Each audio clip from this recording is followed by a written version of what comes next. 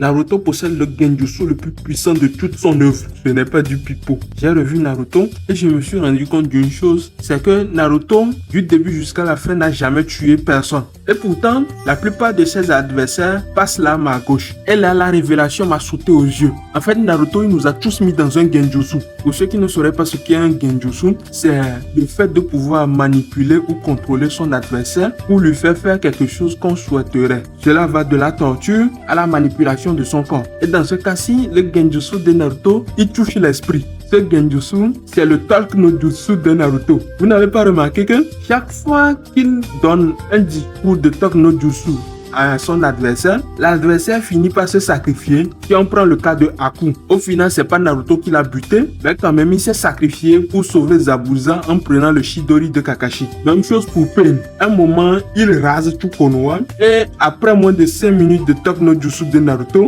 il se sacrifie pour ramener ceux qu'il a tués à la vie. Et ne parlons même pas d'Obito, lui qui était l'antagoniste suprême avant l'arrivée de Madara. En 5 minutes chrono, il s'est fait convertir. Mais pour moi, le plus tragique, c'est notre ami Neji. Parce que lui, il s'est fait placer dans cette illusion depuis des années. Pour être plus précis, depuis son match contre Naruto durant les examens Chunin. Et le résultat, il a fini planté comme un kebab. Il manquait juste l'assaisonnement pour pouvoir le griller. Mais bon, je développe tous ces arguments dans l'une de mes vidéos qui devrait normalement être sortie. Donc n'oublie pas de t'abonner. Sur ce,